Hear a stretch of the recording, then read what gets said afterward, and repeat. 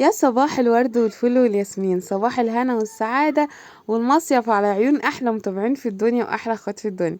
عاملين ايه؟ وحشتوني قد الدنيا كلها، بجد بجد وحشتوني. ربنا يديمكم نعمة في حياتي. أنا ريهام أحمد، دي قناتي. لو لسه أول مرة بتشوف قناتي قلب أختك، يا ريت تنوريني كده باشتراكك كده الجميل كده، ضغطة على زر الاشتراك.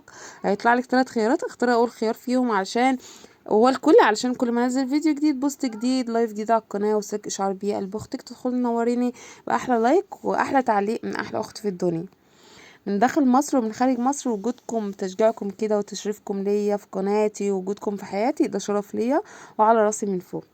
يلا بقى يوم جديد في المصيف او في اسكندرية او في المعمورة. يلا نكمل بقى مصيفنا مع بعض. اول حاجة كده زي ما انتوا شايفين، خدتكم كده من اول اليوم. حبيت ان انا ابدأ اليوم بتفاصيله وتكاته وحركاته من اول لحظة. اول حاجة لبست المايو بتاعي والولاد لبسوا المايوهات بتاعتهم، وبدأت ان انا ادهن الصن بلوك، ودي حاجة لازم لازم لازم ناخدها معانا في المصيف. وزي ما انتوا شايفين كده كنت جايبة الصن بلوك اللي انا وريتهولكم ده، اسمه سان سكرين حاجة زي كده. هو اسمه ظهر على الشاشة ووريتهولكم لانه هو عجبني قوي قوي قوي. الدكتورة اللي كانت كاتباهولي، فحبيت ان انا اصورهولكم واوريكم اسمه ايه، علشان لو حد حب ان هو ايه، يبقى عارف الاسم وعنده خلفية بيه ولا حاجة. تمام. والحاجة بقى هنعمل ميك اب خفيف كده، نقدر ان احنا ننزل بيه على البحر. ما بحطش حاجة فوق الصن بلوك طبعا.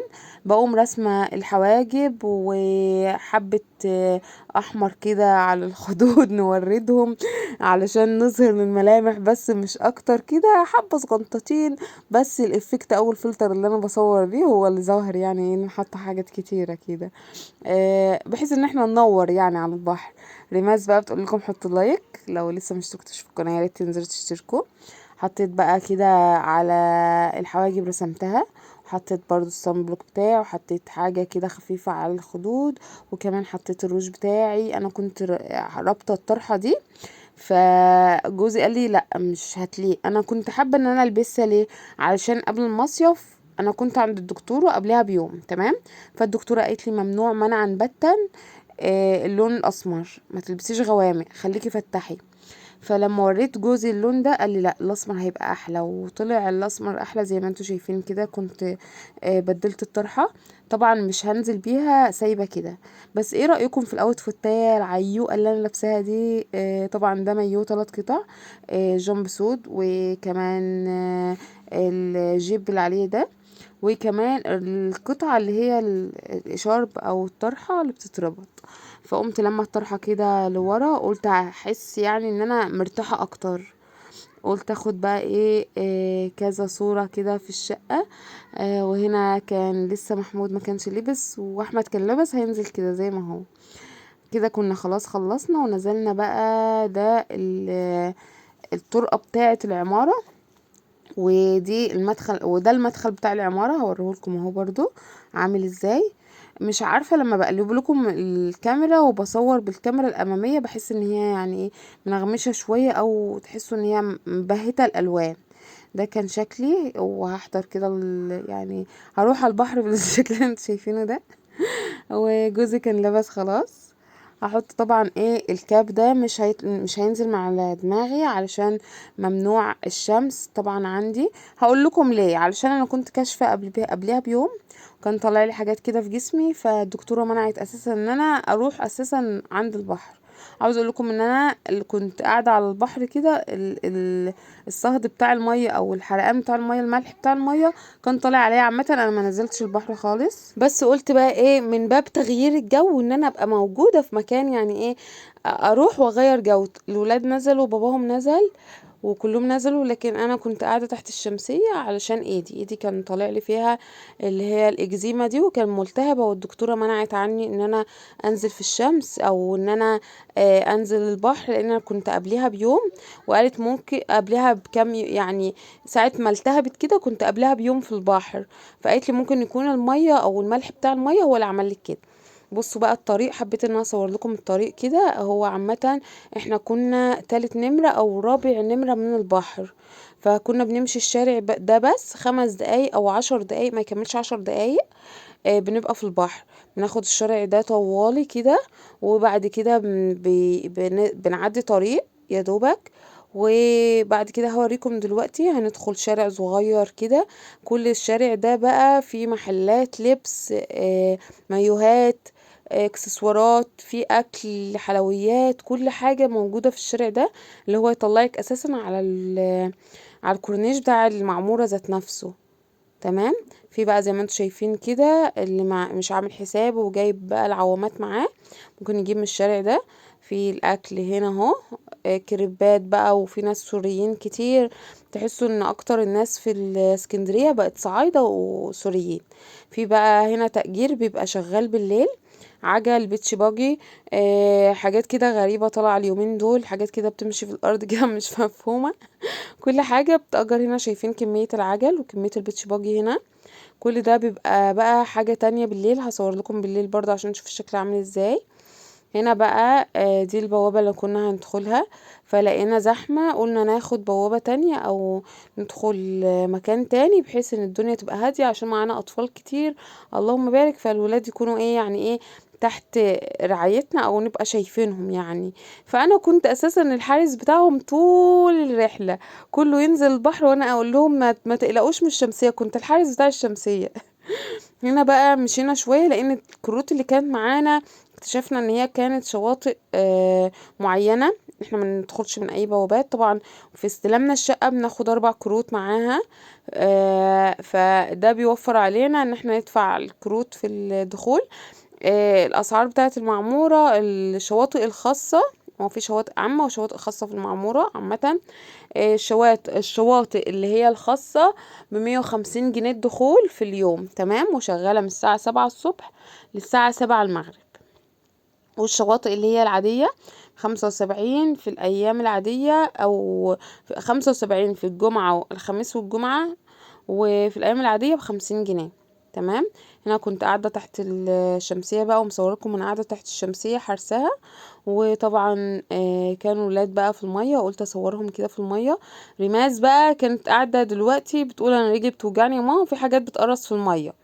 اللي احنا اكتشفناه ان الولاد جسمهم اتبهدل جدا جدا. احنا جينا المعمورة على اساس ان هو شاطئ نظيف بقى والدنيا نظيفة وكده، جينا لقينا الموضوع اختلف 180 درجة. المعمورة زيها زي اي شاطئ، زي البوريفاج، زي سيدي بشر، يعني تحسوا ان هي اتقلبت كده. ايه اللي عمل كده السنة دي؟ عشان تجديدات اللي هي على الشواطئ التانية اللي هي بتاعت اسكندرية العادية ام 25 جنيه. كل ده وفي شواطئ كانت مجانية اساسا، كل ده كان مقفول السنة دي. فده اللي اثر على المعمورة وخلاها بالمنظر ده. محبناش البحر عامة السنة دي، محبناش خالص ان الشكل اساسا العام بتاع الشاطئ. انا جاية شاطئ نظيف، المفروض ان انا ابقى قاعده بحريتي، ان انا قاعده ما يبقاش زحمه. احنا حابين المعموره ان هي بتبقاش زحمه اساسا كل سنه، فجينا لقينا مختلف جدا عن اي سنه جيناها. فكانت زحمه جدا، فيها يعني ايه كميه ناس مهوله. حاجات كتير كده ما عجبتناش السنه دي في الشاطئ، مليان اناديل، مليان. احنا روحنا متبهدلين، يعني احنا مسافرين، احنا رحنا يومين البحر، فكان تالت يوم كان سفر على طول سافرنا. فكانوا الولاد كلهم من اولهم لاخرهم رجليهم محروقين من الاناديل. كان كل شوية نطلع نجري على الطوارئ، بحد ما عملناش حسابنا وما جبناش خل معانا على الشاطئ. دي كانت كارثة بالنسبة لنا، لان الولاد طبعا جسمهم بيبقى حساس. حتى الكبار عامة اتحزموا، يعني ايه كل اللي بينزل بيطلع كده حزام في الخلخال بتاع الرجل، ملتهب كأني محروق ومعبي مية. يعني هو اول ما بيطلعوا متحزمين كده من رجليهم كلهم عامة، كل اللي نزلوا المية يعني اخت جوزي، ولادي الاتنين، وولاد اخوات جوزي الاتنين، واخوات جوزي، والكبار كمان، اخوات جوزي الكبار البنات الكبيرة نزلوا برضو، طلعوا بنفس الحزام ده. طلعوا متحزمين كده كأنه خلخال، وبعد كده التهب وعبى مية، وكان محتاج ان احنا ندهن له يعني حاجات وكده. دي بقى وحدة الغيار في الشط، حبيت ان انا اصورها لكم برضو عشان يبقى عندكم خلفية. دي مش حمامات، مش تويلت، لا دي وحدة غيار. يعني لو حابين انكم تغيروا كده تغيروا هنا. الحمامات كانت عاملة ازاي يا ريهام؟ الحمامات عبارة عن كشك فيه التويلت بس، والبتاع اسمه ايه ده هوت، واللي هو يا اللهم ذكرني، اللي هو الحوض، حوض كمان لغسيل الايد او كده. تمام. هنا بقى احمد واقف الوقفة دي طول النهار، معاه طبعا الصقر، احنا جايبينه معانا الطيارة بتاعته، فهو حابب بقى ان المكان واسع والصقر بيطير بحريته كده، وحابب ان هو يطير. فكل ما نيجي على البحر هنا يقوم جايبه معاه، ويقعد بقى ايه كده، يقعد يطير، وبعد ما يطيره يقعد في المية. يعني هو قاعد 24 ساعة في المية كده، والصقر طاير قدامه. وكان في حاجة كمان كنت عاوزة اقول لكم عليها عشان يبقى خلفية برضو تبقوا عارفين. ايوه، بالنسبة للشماسي، بتاخدوا الكراسي بالعدد بتاعكم. تمام. تبع بقى التذاكر، انتوا بتاخدوا الكرسي على التذكرة، وليكم ترابيزة واحدة. لو حابين انكم تزودوا ترابيزة و20 جنيه، لو حابين انكم وهي شمسية واحدة، ولو حابين تزودوا شمسية بتبقى ب20 جنيه. تمام. عشان بس يبقوا ايه، تبقوا عارفين كل حاجة. الشقة بكام يا ريهام؟ عشان سألت عليها الفيديو اللي فات. الشقة عاملة 2000 جنيه ايجار في اليوم، مكيفة 4 تكييفات زي ما شفتم. كانت 3 اوض. هي شقة حلوة عامة، بس عيبها الوحيد ان هي بعيدة عن البحر شوية. بس تمام يعني، كانت شغالة وكانت حلوة وجميلة. اهم حاجة لو وصلتوا لحد هنا، يا ريت يا ريت تنوروني باللايك بتاعكم، ولو لسه مشتركتوش في القناه يا ريت تنزلوا تشتركوا بسرعه، وتفعلوا زر الجرس اهم حاجه، عشان كل ما انزل فيديو جديد يوصلكم اشعار بيه. الناس بتشتكي ان مفيش اشعارات بتوصل. لازم تضغطوا على الاشتراك، وانتوا بتضغطوا على الاشتراك هيطلع لكم 3 خيار، بتختاروا انتوا اول خيار فيهم هو الكل، علشان كل ما بنزل فيديو او لايف او اي حاجه تحصل على القناه يوصلكم اشعار، تعرفوا ان انا نزلت على القناه حاجه. تمام. هنا احمد ابني بقى كان حافر حفره قد كده، كان عامل نفق بحيث ان المية تيجي من البحر تملى النفق ده، يبقى عامل نفسه بحر. ريماس كانت طلعت بقى، طبعا الولاد بيجوعوا، وعملنا لهم سندوتشات، وكنا بناخد اكل. دخول الاكل ايه يا ريهام؟ بتدخلوا باي اكل معاكم عادي جدا، اي حاجه. بصوا ريماس بقى كان متوريكم اهوت الحرق اللي هي طالعه بيه، متحزمه كده كانه خلخال. هو كان رفيع على فكره، وهي طالعه بيبقى لونه عامل ازاي بقى؟ بتطلع بيه اللي هو لونه بامبي، وبعد كده يزرق، وبعد كده ايه، يعبي ميه، يلتهب يعني بمعنى اصح. صح. هنا احمد بقى كان جسمه التهب جدا، ولبسته المايو بتاعه وقلت له لا، جسمك هيبوظ. وهنا انا كنت لسه حارسه الشمسيات والكاميرا الاماميه، حاسه ان هي بقت زباله، مش عارفه اصور بيها اي حاجه. يعني الكاميرا الخلفيه جايبه الاضاءه حلوه. طبعا كلهم كانوا في البحر تحت، وكان الموجه زي ما انتم شايفين كده. الموجه جات تاني يوم وعلت قوي قوي قوي، يعني كان بتعدي الاطفال. هتلاحظوا ان الناس اساسا واقفه على الشط ومفيش طول، يعني قصدي يعني ليهم طول على الشط، والميه هاديه، يعني انتوا واقفين بحريتكم، وكمان يعني الميه ما جابتش حتى نصكم، انتوا فاهمين. بس لا، الموجه ضغط الموجه، وفي مد وجزر في الميه كان جامد جدا. كانت المية بتطلع تحت اللي هو الكراسي اللي احنا قاعدين عليها، بتفك الرملة كده من تحتينا، نبص نلاقي الكرسي ايه، غطس بينا في الرملة. هما كانوا يومين لذاذ جدا جدا جدا. بس الاوحش حاجة حصلت في المصيف ده، الاناديل اللي اتلقت في المية. كان كل شوية واحد طالع بقنديل مموته، والولاد اتبهدلوا، ايديهم اتبهدلت ورجليهم اتبهدلوا، كبار وصغار على فكرة، مش كبار بس او صغار بس معانا، لا كله اتبهدل.